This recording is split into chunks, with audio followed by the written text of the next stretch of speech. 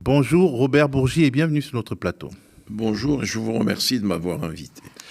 Votre livre « Ils savent que je sais tout » a fait le buzz dans toute la francophonie, notamment en raison de vos récits sur les relations franco-ivoiriennes et notamment sur le renversement de Laurent Gbagbo avec le soutien de la France sous Nicolas Sarkozy, mais aussi du récit de vos révélations sur les sommes folles offertes aux dirigeants français de droite par des présidents africains selon des procédés assez romanesques. J'aimerais qu'on revienne sur votre livre en prenant un peu de recul sur la réalité des relations coloniales et post-coloniales dont vous êtes un témoin clé, un témoin pour l'histoire, une colonialité et une post-colonialité étrange pour celui ou celle qui la regarde de loin. Je pense aux générations actuelles, celles qui sont nées après 2000 et qui votent un peu partout en Afrique quand il est permis de voter.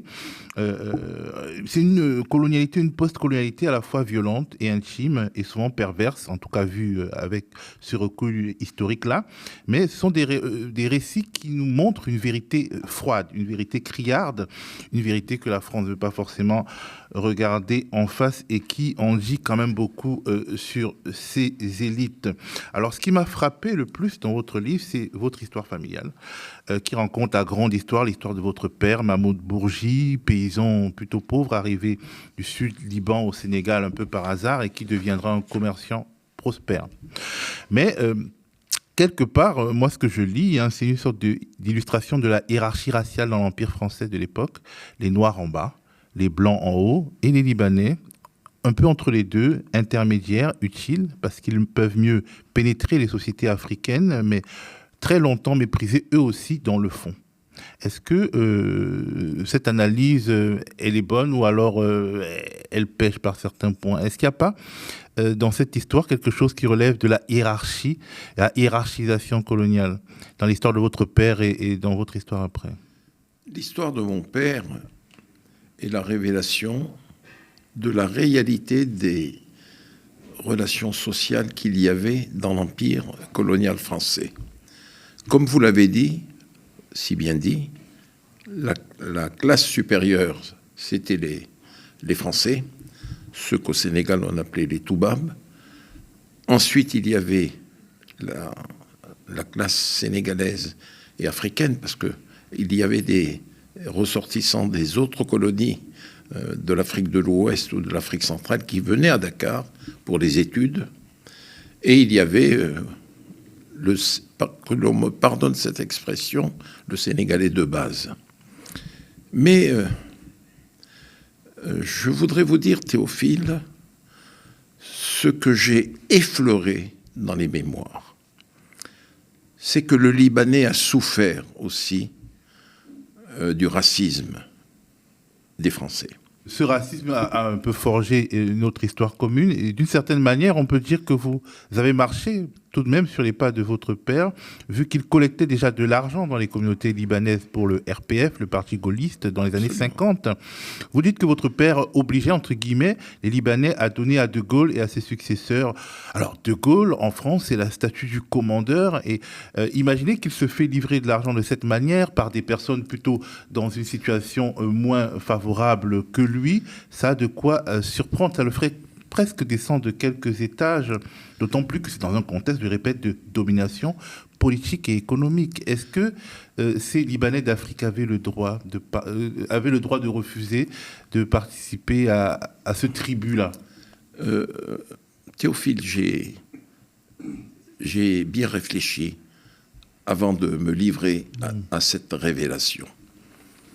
J'ai tenu à ce que l'on sache que le RPF du général, qui après deviendra RPR, UMPLR, etc.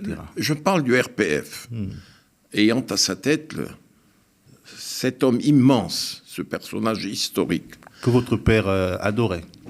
Que mon père adorait, mais j'avoue aussi, il ne savait même pas pourquoi il l'adorait. Vous savez, il a suivi ses frères sénégalais, Lamine Gueye et les chefs religieux, les bouts, vous voyez, El Hadji Ibrahim Diop, El Hadji Saïd Nouroutal et les grands chefs religieux qui avait une espèce d'admiration pour le général de Gaulle. Il les a suivis.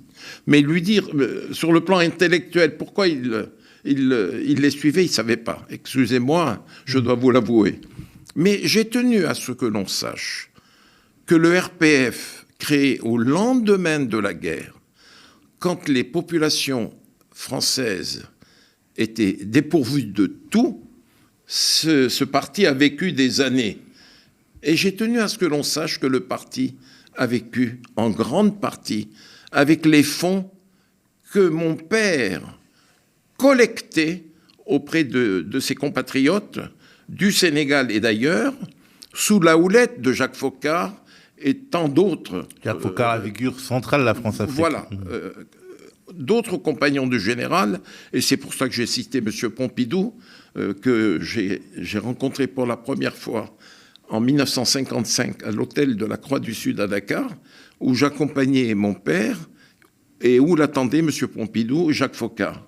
Et c'est là que pour la première fois, j'entends le nom de Pompidou. Vous voyez ? Et quand quelques années après, j'ai retrouvé le Pompidou, ancien Premier ministre du général de Gaulle, ça m'a fait quelque chose, vous voyez. Je tenais à ce que l'on sache que même l'immeuble qui représente aujourd'hui la mémoire du général, au 5 rue de Solferino, à Dakar, dans le 7e arrondissement de Paris, a été en grande partie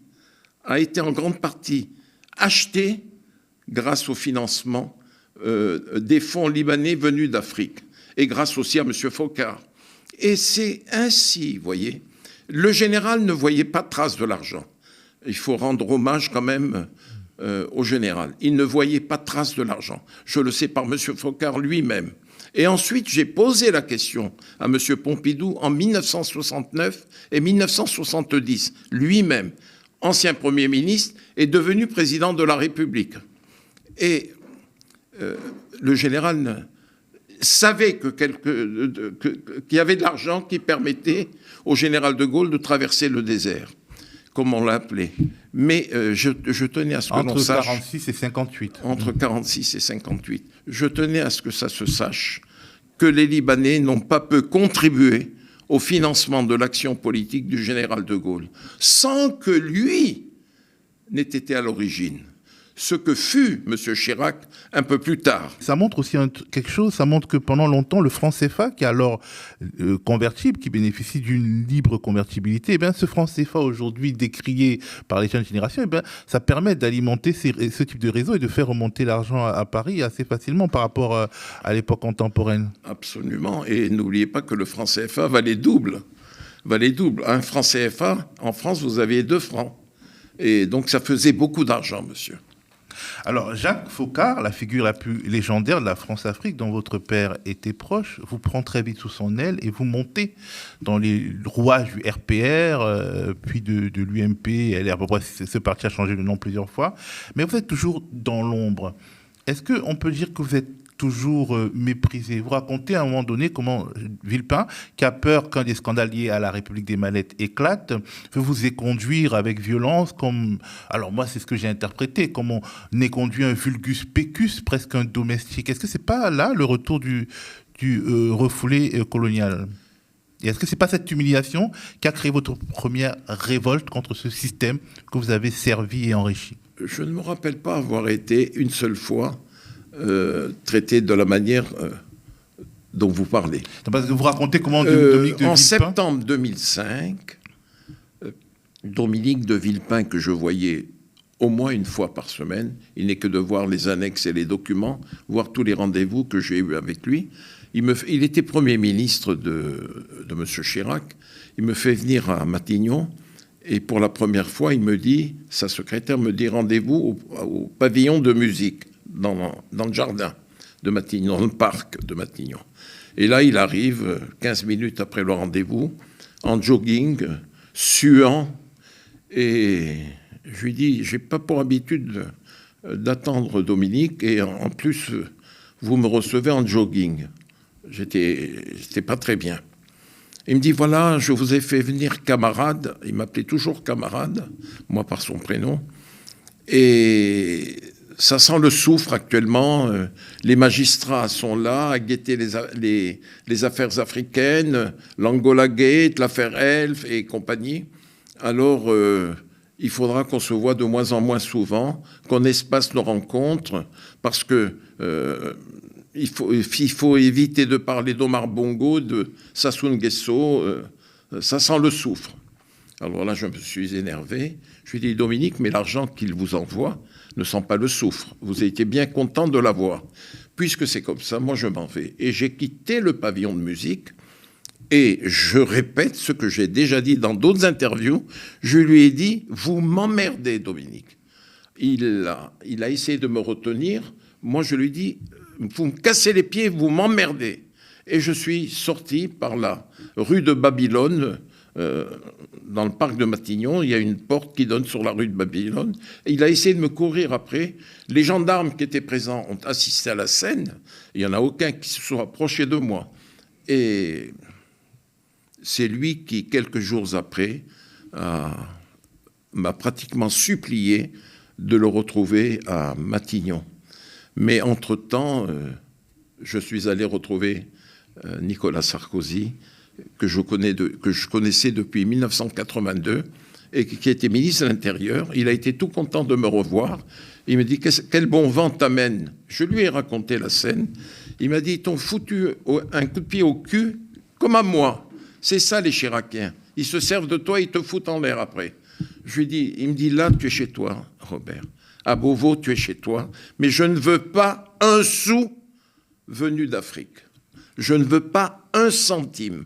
Je sais tout ce que tu as fait pour M. Chirac et avant pour Pompidou, et je sais ce qu'a fait ton père pour le général de Gaulle et M. Pompidou, mais moi, je ne veux pas un sou.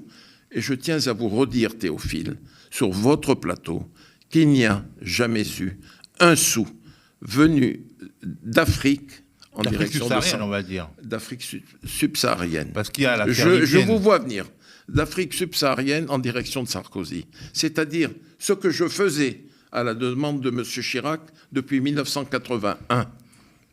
Alors, vous estimez donc que ça n'a pas été une humiliation de la part de Dominique de Villepin. Vous n'avez pas l'impression d'avoir été méprisé par l'establishment de droite? Parce que justement, vous êtes le fruit d'une histoire particulière? Disons que j'étais plus près du bon Dieu que de ses apôtres.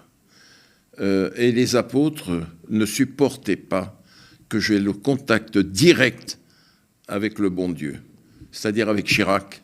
Alors, en France, on atténue, enfin, je trouve qu'on atténue les révélations sur la corruption franco-africaine en la mettant sur le compte du financement de la vie politique. Or, vous racontez dans votre livre que Chirac avait des énormes besoins d'argent, que même Omar Bongo s'en étonnait. Alors, il y a une scène qui m'a frappé, c'est la fameuse scène des djembés à l'Élysée, par exemple, où on a l'impression que Jacques Chirac tremble parce qu'il y a de l'argent. Oh, il n'a jamais tremblé, vous savez. Il avait plutôt le sourire et les mains ouvertes. C'est-à-dire que les djembés sont...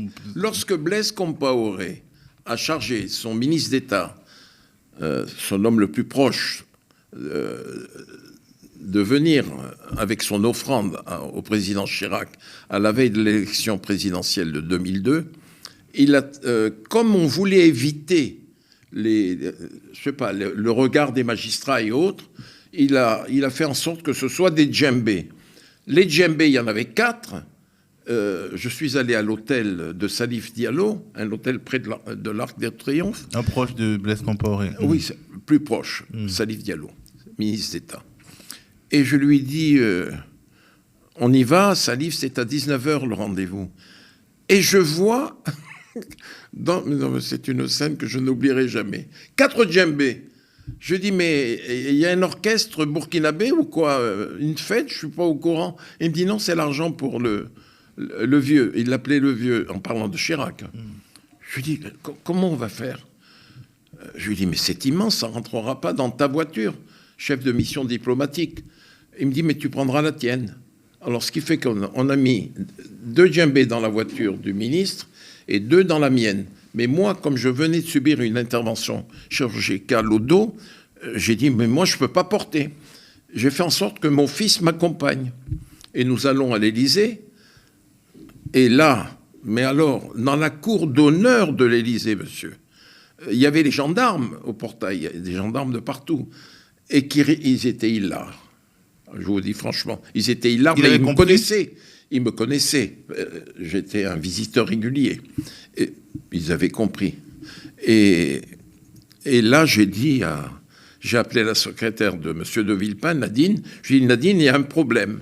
Moi, je ne peux pas porter, il y a 4 djembés. Elle me dit, quoi? J'ai dit, 4 djembés, descendez. Elle est descendue avec M. de Villepin, secrétaire général de l'Élysée, vice-président de la République. Mon fils porte un djembé, Salif porte un djembé, Dominique de Villepin porte un djembé et Nadine porte un djembé. Et nous voilà dans le bureau de Villepin. On pose les 4 djembés. Le ministre d'État, l'envoyé du président Compaoré s'assoit là. Moi, je m'assois là. Un fauteuil était prévu pour M. Chirac là. Et Dominique de Villepin s'assoit là à droite.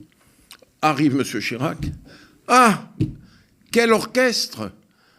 Et Dominique de lui dire, Monsieur le Président, c'est ce que vous attendiez.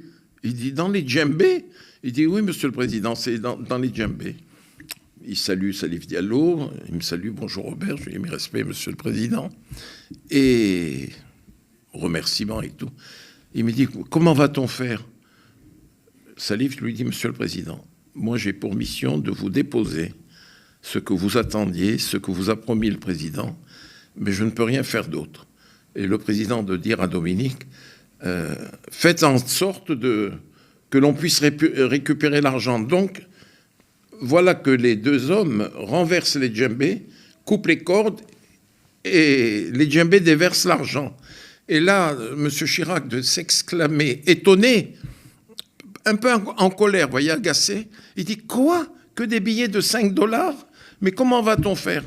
Et là, moi, de lui dire, Monsieur le Président, je crois que Salif Diallo doit retourner à l'ambassade, et moi aussi, on a fini la mission, on est parti, on nous a laissés. Avec les djembés qui contenaient 3 millions de $.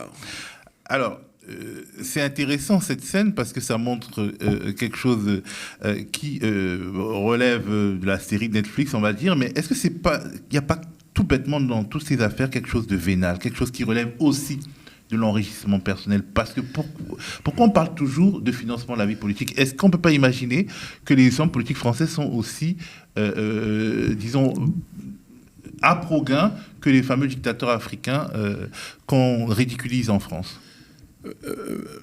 Je vais répondre à 2 réponses à votre question. Enrichissement personnel, je ne saurais vous dire, Théophile. Seulement les chefs d'État africains qui, donnés par millions, se sont toujours posé la question de savoir ce que faisait M. Chirac de tout cet argent qui était destiné à financer l'action politique. Mais je trouve, au fur et à mesure des années, je trouvais détestable et écœurant cette forme de financement par les chefs d'État africains. Surtout quand j'ai vu arriver la fameuse affaire, cette phase des biens mal acquis. Je l'ai pas compris. Je ne l'ai pas compris. C'est-à-dire, c'est les juges français qui poursuivent des présidents africains qui ont des biens immobiliers de valeur à Paris. On s'en prend aux chefs d'État africains, et je l'ai entendu de la bouche des chefs d'État africains. Comment nous avons financé la vie politique de Chirac, et voilà qu'on nous sort les biens mal acquis, voilà qu'on nous sort l'affaire Elf, voilà qu'on nous sort l'Angola Gate, voyez, c'est quelque chose qu'ils n'ont jamais accepté. Et souvent, ils se sont étonnés de cela, et d'ailleurs, ils l'ont dit à Villepin, eux-mêmes. Et celui qui en a été le plus marqué, ça a été Omar Bongo Ndimba. Parce qu'à cela s'ajoute l'affaire Elf. Il a dit, quand tu penses, fiston, à tout ce que j'ai remis à Jacques Chirac, et avant M. Pompidou, et aux autres personnalités politiques françaises, puisqu'il était généreux avec tout le monde, Omar Bongo. Et voilà qu'on nous fait des procès, l'affaire Elf, les biens mal acquis. Mais pourquoi est-ce qu'on ne s'en prend pas à d'autres États que nous ? Il y a les monarchies arabes. À l'époque, il y avait la Russie, les Russes. On ne s'en prend qu'aux chefs d'État africains. Et ça les a beaucoup marqués. Et à ceux qui donnent, à ceux qui dirigent les démocraties.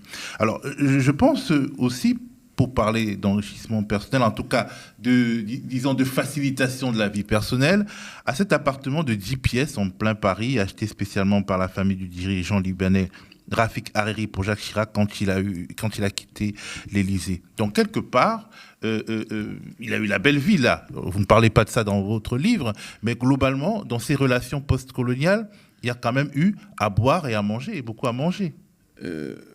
Monsieur Théophile, il n'y a pas que vous qui s'étonne de cela. Je m'étonne moi aussi de cela. Mais je n'ai jamais été mêlé en quoi que ce soit, à quelque moment que ce soit, aux relations entre Jacques Chirac et Rafik Hariri. Mais je trouve absolument détestable aussi qu'un ancien président de la République française puisse habiter un logement qui lui est prêté par un dignitaire libanais. Je trouve ça absolument détestable. Et qui a été acheté manifestement pour ça, pour le lui prêter. À qui appartient l'appartement, je ne le sais pas, Théophile. Mais je dois vous dire, à propos de ce financement, Théophile, lorsque j'ai fait ma sortie en septembre 2011 dans le JDD, où je dénonce les financements, vous vous souvenez de mes révélations au JDD, qui m'a valu ce titre dans Le Monde du lendemain, l'homme qui fait trembler la République. Moi, je vais vous dire une chose. Les chefs d'État africains n'ont jamais compris pourquoi j'avais fait ces révélations. Et je vais vous le dire. Au début de l'année 2009, Omar Bongo était marqué par la maladie de sa femme. Il était déjà malade. Lorsque sa femme, maman Edith, est partie, une femme d'une beauté exceptionnelle, d'une intelligence exceptionnelle, et qu'il aimait passionnément, est parti. Omar Bongo était de plus en plus gagné par la maladie qu'il a emportée 2 mois après. Il m'a fait venir à Libreville. Et il m'a dit, fiston, tu vois, depuis quelque temps, quand je vais à Paris, surtout du temps de Jacques Chirac, je suis moins bien accueilli qu'avant. On me tourne pratiquement le dos. Toi, tu sais très bien tout ce que j'ai fait depuis 30 ans pour cette classe politique. Un jour, je souhaiterais, fiston, que tu sois ma mémoire. Et voilà pourquoi j'ai fait ces révélations en 2011 et que j'ai confirmé dans les mémoires. Alors, un aspect de votre livre qui peut étonner les Français, c'est la passion des dirigeants français pour l'occultisme africain. François Mitterrand et Jacques Chirac, racontez-vous, faisaient appel à des marabouts ouest-africains pratiquant des rites kabbalistiques et même des sacrifices d'animaux pour eux, en lien avec des dirigeants africains. C'est bizarre, est-ce que vous pouvez nous raconter ça ? Pour ce qui est de François Mitterrand, tout le monde savait qu'il avait recours à une voyante qui s'appelle Carmen Tessier. Il le disait lui-même. Et le premier journal qu'il lisait, ça c'est ce qu'on lit, ce qu'on apprend par la presse, c'est l'horoscope du Parisien. Il regardait tout de suite. Bon. Mais j'ai su par... Ça c'est la culture européenne, on va dire. J'ai su par les chefs d'État africains qu'il avait recours au travail occulte des marabouts. Et pour ce qui me concerne avec Jacques Chirac, j'ai vu officier Omar Bongo qui charge son marabout. La plupart du temps, c'était des Maliens. D'acheter les bœufs, de faire le sacrifice des bœufs et de lire l'avenir. Après des khalwa, ce que vous savez, c'est le jeudi soir qu'il y a le khalwa, la veille du vendredi. Et en 88, un marabout avait été envoyé à Jacques Chirac, à Paris, quelque temps avant le premier tour. Et nous l'avions installé dans un hôtel près du ministère de l'Intérieur. L'hôtel existe toujours. Et il a fait son khalwa et tout, et tout, et tout. Et avec Jacques Foccart, on est allé à la mairie de Paris Parce que Jacques Chirac, Premier ministre, était resté maire de Paris. Et il habitait la mairie de Paris. Et le soir, on a emmené le marabout chez lui. Il lui a dit, alors, j'avais dit à M. Chirac, je lui ai dit, vous l'appelez papa. Ça, on appelle toujours papa, les vieux marabouts. Et il lui avait dit, alors papa, que dit le sort? Il dit, ah, vous allez perdre. Il dit, je vais perdre. Il dit, vous allez perdre. Alors Chirac dit à Foccart, mais les sondages de Charles Pasqua disent le contraire. Foccart de lui répondre, Jacques, je vous avais toujours dit que j'étais réservé vis-à-vis des sondages que vous donnez, Charles. Il croit plus au marabout, quoi. Voilà. Et Chirac avait perdu en 88. Le même scénario s'est produit en 95. Et là, c'était un autre marabout que Bongo avait envoyé. Là, le marabout lui avait dit « Vous allez gagner ». Alors que Jacques Chirac était à 14% dans les sondages. On pensait que c'était le tour de Balladur. Oui, et Balladur caracolait en tête. Et à telle enseigne que le président Sarkozy, à l'époque ministre du Budget, avait dit « Il passera au premier tour ». Et le marabout avait dit à Chirac « Mon fils, tu as gagné ». Il dit « Vous en êtes sûr, papa ?» Il dit « Vous allez gagner ». Alors moi, de lui dire, monsieur le maire, je suis convaincu que vous allez gagner, mais ce que je vais vous demander, une fois élu président, le premier coup de fil, c'est pour le président Bongo, ce qui fut fait. Qui lui a loué le marabout. Est-ce que ça ne crée pas une relation ambiguë, c'est-à-dire une sorte, enfin, je ne vais pas dire d'assujettissement, mais de liens bizarres avec certains chefs d'État qui, justement, apportent ces marabouts. Par exemple, vous avez dit que c'était souvent des marabouts proches de Omar Bongo, voire de Blaise Compaoré. Et moi, ça me fait penser à la crise ivoirienne, puisque Omar Bongo et Blaise Compaoré étaient plutôt du côté Ouattara. On se dit, le fournisseur de marabouts a quand même quelques emprises sur la personne à qui il fournit les marabouts. Que Blaise Compaoré soit proche, soit un anti-Laurent Gbagbo, je vous l'accorde. Mais Omar Bongo n'a jamais été un anti-Laurent Gbagbo. J'ai assisté à plusieurs rencontres entre le président Gbagbo et le président Omar Bongo. C'était le père et le fils. Non. Mais la famille Ouattara était très impliquée dans... Oui, Madame Ouattara avait une agence immobilière à Libreville. Ils avaient des relations d'affaires. Mais politiquement, il n'y avait pas un rejet de Gbagbo par le président Omar Bongo. Mais j'ai une chose à vous dire. Vous avez raison, ça a joué. Ça a joué. Et quelque part, les services rendus de manière mystique par Blaise Compaoré à Jacques Chirac ont joué dans le fait que Jacques Chirac ait suivi la ligne de Compaoré, qui était, lui, adoubé déjà depuis longtemps par le président Houphouët-Boigny, pour lequel Jacques Chirac avait un respect et une affection filiale. Et là, on entre vraiment dans des relations spéciales entre ex-maîtres et ex-sujets, puisqu'on parle beaucoup des fraternités maçonniques entre les différentes loges, mais on ne parle pas de ce type. C'est comme si, finalement, il y avait des influences... disons, cosmogoniques croisées, et que, quelque part, le sujet influence, enfin, celui qui a été jadis le sujet, influence même spirituellement celui qui a été jadis le maître, et ça crée une relation assez particulière d'un point de vue psychologique. On ne sait plus qui domine qui. Vous voulez... Moi, je vais vous donner une réponse aujourd'hui. Il y a une colonisation à contrario. Aujourd'hui, les anciennes colonies ont pris le dessus sur l'ancien colonisateur pour 1001 raisons, et qui tiennent beaucoup à ces relations que je qualifierais d'incestueuses entre les dirigeants français et les chefs d'État africains. Alors, vous étiez très proche d'Omar Bongo, que vous appeliez papa. Oui, absolument. Mais là, ils ont été au cœur de scandales financiers, mais aussi de scandales sexuels qui ont eu des rebondissements en France, au point d'être éclaboussés par l'affaire Francesco Smalto, couturier parisien condamné pour proxénétisme. Il y a quelque chose qui vous a marqué, ce sont les accusations. On l'a accusé d'avoir le sida, ce qui vous a marqué, qu'il a marqué.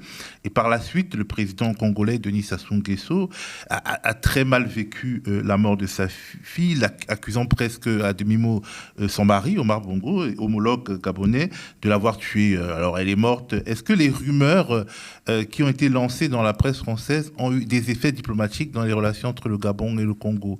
Est-ce que ces histoires un peu sordides racontées dans la presse ont créé de la défiance entre Bongo et Sassou? Vous avez raison de dire des rumeurs sordides. Parce que pour ce qui est de l'affaire Smalto, c'est absolument pas fondé. Absolument pas fondé.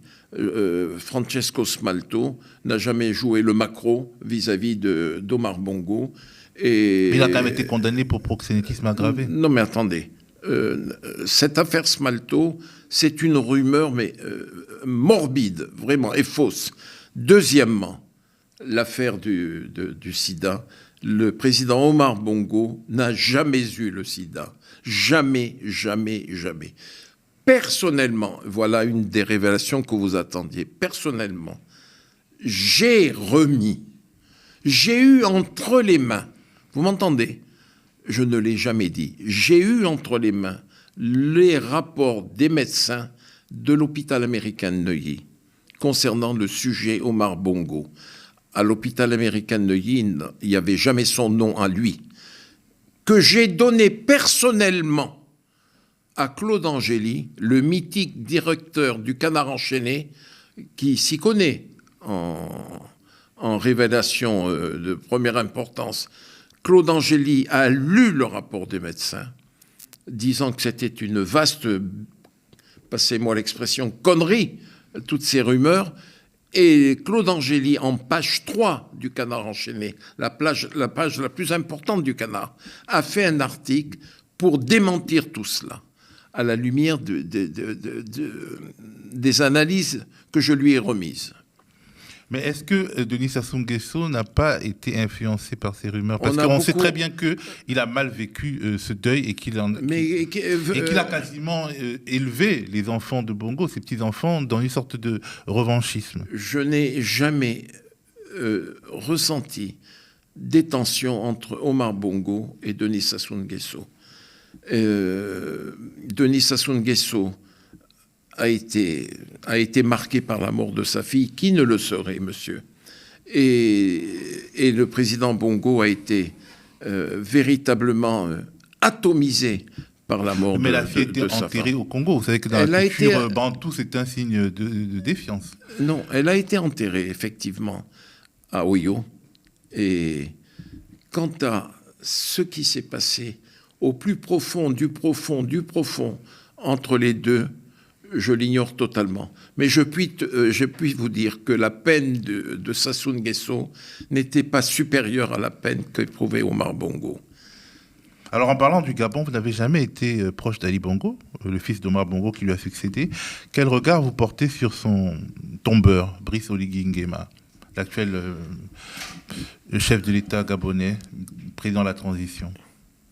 J'ai connu Brice Oligui Nguema quand il était aide de camp du président Bongo, à des grades inférieurs. Je l'ai connu capitaine, commandant.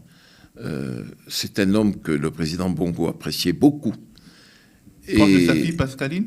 Pardon? Proche de sa fille Pascaline. Les gens disent que Brice Oligui Nguema, c'est l'arme de Pascaline contre Ali.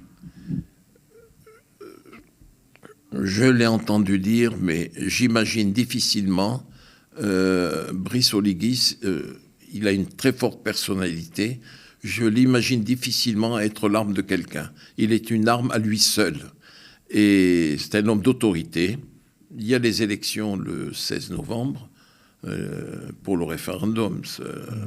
Oui ou non au nouveau projet de constitution. Mais le reproche que j'ai lu la constitution, le reproche que je fais à cette constitution, donc indirectement au président Brice Oligui Nguema, c'est que la Constitution interdit au fils d'Omar Bongo de briguer un jour la présidence de la République. Et vous le savez, Théophile. Interdire et on pense notamment au fils d'Omar Bongo avec Edith Lucie Mais Bongo. c'est ça, au fils d'Omar Bongo avec Edith Lucie, à Junior, celui qu'on appelle Junior. Savoir que Junior se voit interdire de se présenter un jour ou l'autre à la magistrature suprême, je crois que c'est une faute. C'est une faute que je reproche au président Olili Nguema. Dans votre livre, il y a une ombre qui passe, en tout cas, c'est mon analyse, celle de Albert, votre frère universitaire, votre frère aîné, compagnon de route de la gauche africaine, ami intime de Laurent Gbagbo. Albert qui est aujourd'hui malade. On a l'impression que vous lui parlez un peu à travers ce livre, et notamment sur la question Gbagbo, que vous êtes un peu peiné, que peut-être lui et Gbagbo ait considéré que vous n'ayez pas été très net pendant les années Sarkozy. Je répondrai à l'avant-première question. Lorsque j'ai revu mon frère Albert, malade, comme vous le savez, incapable de s'exprimer, en présence de son fils, Renaud, de mon neveu, j'ai ressenti au plus profond de moi-même l'obligation de faire parler Albert à travers moi. Et ça, c'est une révélation que je vous fais. Indirectement, Théophile, nos relations, Laurent et moi, ont repris. Indirectement pour l'instant. Il parle à Renaud, je parle à Renaud. Renaud qui est le fils d'Albert, donc c'est normal qu'il parle au fils de son ami intime. Non. Okay, lorsque j'ai publié cette lettre ouverte à Laurent Gbagbo, Laurent a appelé Renaud pour savoir si j'étais l'auteur de cette lettre. Et moi, j'ai répondu à Renaud, tu dis à Laurent que c'est moi l'auteur de cette lettre. Et depuis ma réponse positive, les relations ont repris entre Laurent et moi à travers Renaud et à travers une autre personne que je ne nommerai pas, que j'ai vue il y a 2 jours à Paris. Donc nous avons repris contact. C'est important pour vous ? C'est important pour moi parce que on n'a pas laissé cet homme gouverner comme il devait gouverner. Il avait un projet pour la Côte d'Ivoire, et à travers la Côte d'Ivoire, il avait un projet pour l'Afrique. Et j'ai dit dans une de mes interventions que Laurent était de la dimension de Patrice Lumumba. Il était de la dimension de Kwame Nkrumah à ses débuts. Il était de la dimension de Sékou Touré à ses débuts. Il a un message pour l'Afrique, Laurent. Et je crois que ça serait une faute majeure, je le dis haut et fort, d'interdire à Laurent Gbagbo d'être candidat à la présidentielle en 2025. Si cela devait être la vérité, on interdit à Laurent d'être candidat à la présidentielle, j'aurais peur pour la Côte d'Ivoire, qui a assez souffert dans le passé récent. Alors, vous dites que vous avez repris vos relations, mais on a l'impression, en écoutant l'interview accordée par Laurent Gbagbo à Alain Foka, qu'il vous en veut toujours un peu. Oh, il a très bien compris. Est-ce que le fait d'être entre deux mondes dans cette relation postcoloniale dont on a beaucoup parlé, relation postcoloniale compliquée, ne vous rend pas à certains moments suspect des deux côtés? Parce que vous dites Nicolas Sarkozy dit votre Gbagbo et Gbagbo pense que vous êtes plutôt côté Sarkozy. Est-ce que ça ne traduit pas cette ambiguïté-là? Nicolas Sarkozy a toujours su que j'étais l'ami de Laurent. Et quand il me parlait de Laurent Gbagbo, il disait toujours « ton ami Gbagbo ». Ton ami Gbagbo jusqu'à la fin. Et d'ailleurs, qui a présenté Laurent Gbagbo à Sarkozy à New York, si ce n'est moi? Parce qu'on ne voulait pas que Sarkozy le voie. On c'est qui? On ne voulait pas. L'entourage officiel de Nicolas Sarkozy, encore imprégné d'oufouettisme et compagnie, ne voulait pas. Moi, j'ai demandé à Nicolas, Sarkozy, et j'ai obtenu de lui, grâce au concours aussi de Claude Guéant, qui avait bien compris l'enjeu, j'ai obtenu de lui qu'il voit Laurent Gbagbo à New York. Et j'ai obtenu de lui qu'il voit Laurent Gbagbo à Lisbonne, au sommet Europe-Afrique. Et ensuite, on jouait contre Laurent et contre moi aussi, parce que je ne suis rien, des forces obscures qui me dépassaient. Mais ces forces obscures, vous les identifiez où? Vous savez, il y a des lobbies, lobby du café, lobby du cacao, les lobbies financiers, la Banque mondiale, le Fonds monétaire international. Dont est issu Alassane Ouattara? Peut-être qu'ils ont joué contre Laurent. Et les grands capitaux ont joué contre Laurent. Et je dis et répète, nous savions en France que Laurent Gbagbo avait gagné les élections. Est-ce que ça se disait dans les milieux français même? Personne n'osait le dire. Mais comment vous savez qu'on le savait? Parce que j'ai des oreilles et j'ai une bouche. Et je ne suis pas bête. Vous voyez, j'ai trois choses qui jouent en ma faveur. Nous le savions qu'il avait gagné les élections. Mais il ne fallait pas qu'il les gagne. Il ne fallait pas qu'il soit de nouveau président de la République. Alors que j'ai dit dans le bureau du président de la République à Nicolas Sarkozy, chef de l'État, je lui ai dit, Nicolas, attention, le Conseil constitutionnel qui sacralise et sanctifie le président français élu a dit que c'était Laurent Gbagbo qui avait gagné. Et il me dit non, c'est la CENI dit le contraire. La CEI, la commission électorale. Voilà. Et il est arrivé ce que vous savez. Et Laurent a été conduit à La Haye. À la Cour pénale internationale. Oui. Dont il est revenu blanchi. Alors, vous n'avez jamais rompu avec Nicolas Sarkozy malgré tout. Vous êtes tout de même élogieux vis-à-vis de lui quand on compare ce que vous dites sur Chirac, sur Villepin et sur Sarkozy. Il y a quand même beaucoup plus de respect pour Sarkozy, alors que, justement, en Afrique, il est quand même vu comme celui qui a organisé le renversement de Gbagbo et la destruction de la Libye de Kadhafi. Et c'est pour ça aussi peut-être que les gens se disent vous avez des affections coupables et que c'est pas toujours très cohérent. Écoutez, il y a quelque chose que... Je m'en suis expliqué indirectement avec Laurent Gbagbo, tout dernièrement. Je vous ai dit que j'avais 2 intermédiaires. Ils lui transmettent exactement ce que je lui dis, en attendant que nous nous parlions.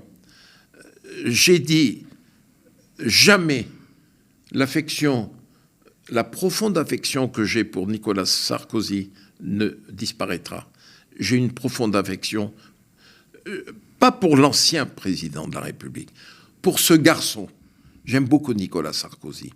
Et cette affection, elle est réciproque. Mais je lui ai reproché l'affaire Gbagbo. Et je le dis haut et fort à votre micro. Je lui ai reproché la crucifixion de Kadhafi. Je lui ai dit, attention, les dégâts collatéraux seront immenses. Et l'arsenal militaire de Kadhafi va aller entre les mains des djihadistes. Et j'ai même ajouté des islamistes et des djihadistes. C'est ce qui est arrivé. Je lui ai reproché. C'est parce que j'ai de l'affection pour lui et un franc-parler que j'étais peut-être un des rares à le lui dire.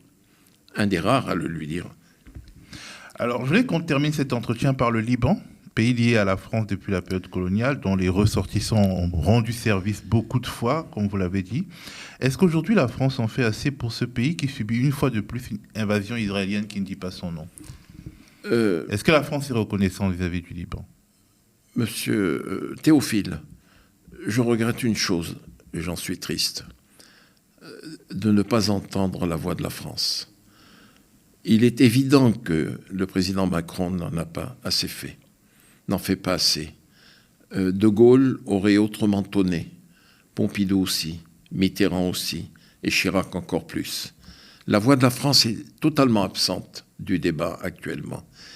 Mais je voudrais dire mon incompréhension. ce qui s'est passé le 7 octobre est condamnable au plus haut degré. Le massacre de plus de 1000 personnes de manière sauvage, c'est condamnable. Mais je trouve quand même que Benjamin Netanyahou pousse un peu trop loin sa vengeance. Nous sommes à près de 45 000 morts à Gaza. Il a détruit toute la bande de Gaza. Et maintenant, il s'en prend au Liban. Il a décapité le Hezbollah. Et pourquoi est-ce qu'il y a 3500 Libanais morts? Pourquoi est-ce qu'il détruit une grande partie du Liban? Le Liban n'appartient pas. Liban dont vous êtes originaire. Oui. Votre père est venu.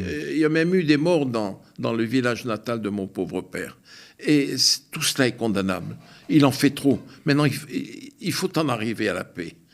Il faut que le président Macron ait en tête ce que disait le général de Gaulle en septembre 1967. C'est la réalité d'aujourd'hui qui s'en inspire et que les États européens et que maintenant Trump sachent qu'il faut s'inspirer de ce que disait le général de Gaulle en septembre 1967, et je vous assure que le problème, le conflit israélo-arabe et le conflit palestinien seront réglés. Il disait quoi, le général de Gaulle? Il disait que les Palestiniens sont devenus, comment vous dire, ce qu'on appelle des terroristes à cause d'Israël. À cause d'Israël. Il faut écouter le discours du général de Gaulle de 1967, septembre. Les archives sont là, on écoutera. Merci Robert Bourgi de nous avoir accordé cet entretien. Je vous rappelle votre livre, Ils savent que je sais tout, rédigé avec Frédéric Lejal, édité aux éditions Maximilo. Et merci à vous d'avoir regardé ce numéro de Décrypter l'Afrique. Rendez-vous bientôt pour de futurs décryptages de l'actualité africaine.